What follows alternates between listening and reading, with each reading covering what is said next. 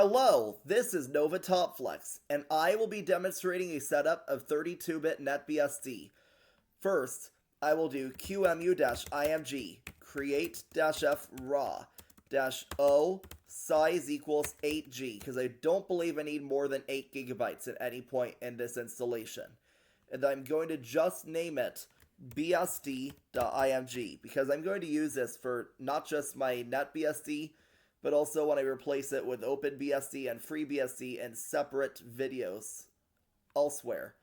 This is my first video in the series, so what I'm going to do is QEMU-system-x86. No, I only need i386. I'm going to do Excel KVM because why not?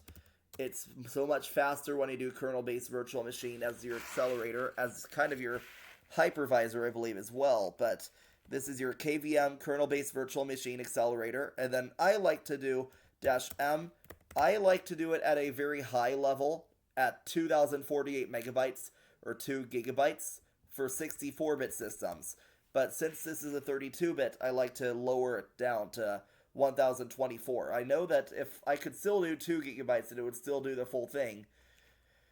It's just at 4 gigabytes, about 700 megabytes will be reserved for the system. That's the maximum that you can have on a 32-bit system.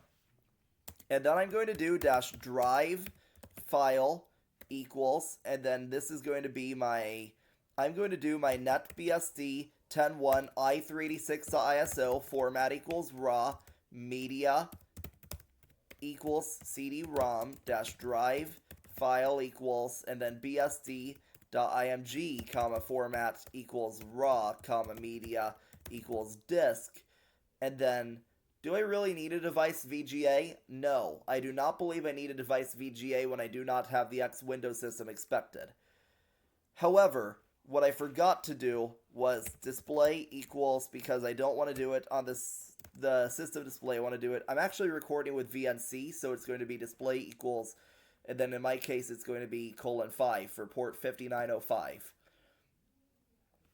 First of all, you can boot normally, boot to single user, or drop to boot prompt. I'm just going to boot normally.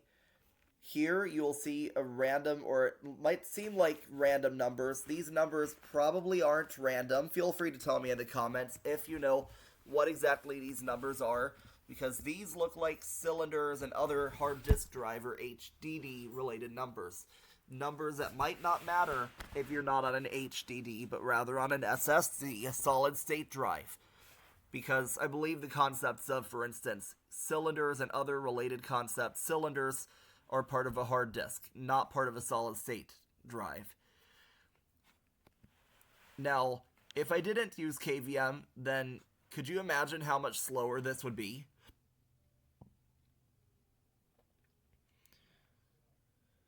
But at least we are getting closer and closer to a full NetBSD boot up and setup.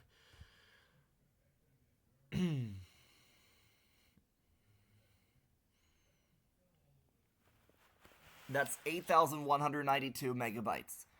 That is true to my 8 gigabytes that yes, you can do English, Dutch, Spanish, French, or Polish. As a native English speaker, you should do this one.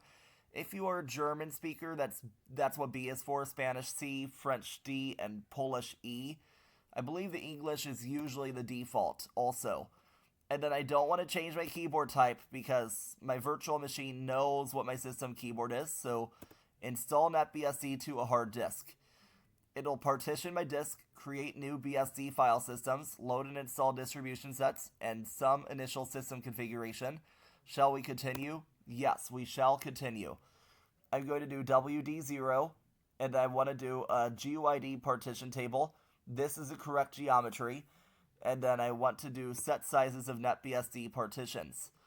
So overall, size will be in megabytes. So here, this will be slash, and then swap, and then temp, TMP, TMPFS, user, and then var. So let me actually change this. So if we do the X, the go on, free space, and then I would like to be able to do more. So overall, it does look like we have start and end, so it's about 7 gigabytes, roughly, that is just with slash, and then another gigabyte with swap. Now, shall we continue? Yes, we shall continue. And then use the regular BIOS console. That's what I normally do. And then what I would like to do is, usually when I do the virtual machines, I believe that if you are trying to do a proper BSD setup, you could do a full installation without X11, minimal, custom, or abandon. What I like to do sometimes is do it without X11 on the virtual machines, but I would like to do a full installation for demonstration purposes. And then CD-ROM, DVD, installation, image, media. So currently, this is going to be doing all the downloading and installing. So download, install processes. This is for the NetBSD. BSD stands for Berkeley Software Distribution in every possible case where it would matter, by the way. So it is going to take quite a long time in order for me to get all the way done with all of this. So this is going to say i386 binary sets comp.tgz. Feel free to tell me what processor types rather are supported. Can you run this on, I don't think that 386 is available and supported. 486, can you do a 486? Can you do a 586 Pentium? Can you do a 686 Pentium Pro? Because usually 32-bit means i686, and if you have SMP, symmetric multiprocessing, then you usually would be better off. I believe they want you to use a Pentium 3 or later. The kernel might work on Pentium 2s, but the SMP is not a feature of Pentium 2s. Pentium 3s are the oldest that even consider SMP a feature, but that's not a guarantee also.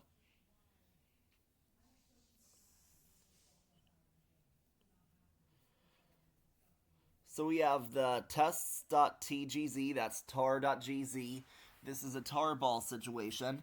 Beyond just those tarballs,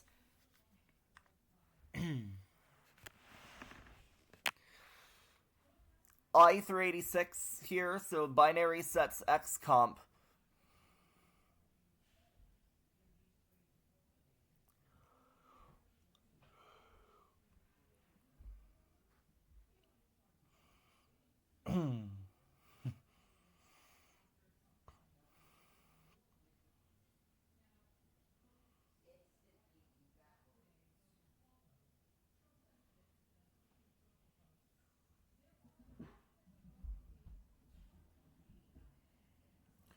All selected distribution sets unpacked successfully.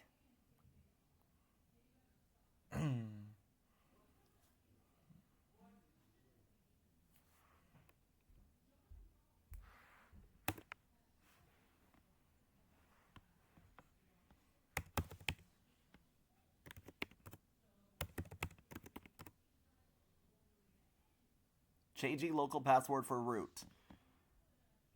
And then this is going to be manually input random characters. That's going to be pseudo random number generator, lack cryptographically strong pseudo random number generator. So if you use this installation for production work and will, for example, have SSH host keys generated, then what I would like to do is is it possible? No, I wouldn't want to. I don't feel comfortable doing the manual insertion of random characters usually. But to return to the installer, quit this shell by tapping exit or Control D. Now let's check. Can I now boot? It assumed boot D, but I recommend that you just do boot D or boot C. This is going to be boot C.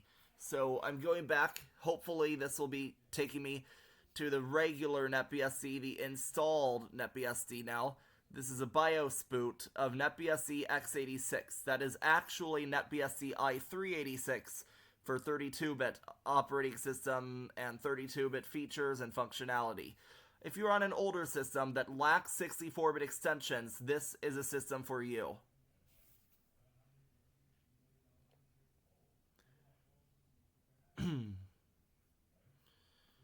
Start X is a common command associated with the X Windows system.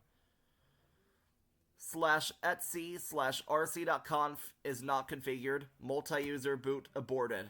So, unfortunately, I don't know what's going on here, so I'm trying Start X now. Start X Will start X work? Usually it will work on your system, but unfortunately, I think I terminated the cryptographically associated, so this is a server error, but overall, start X.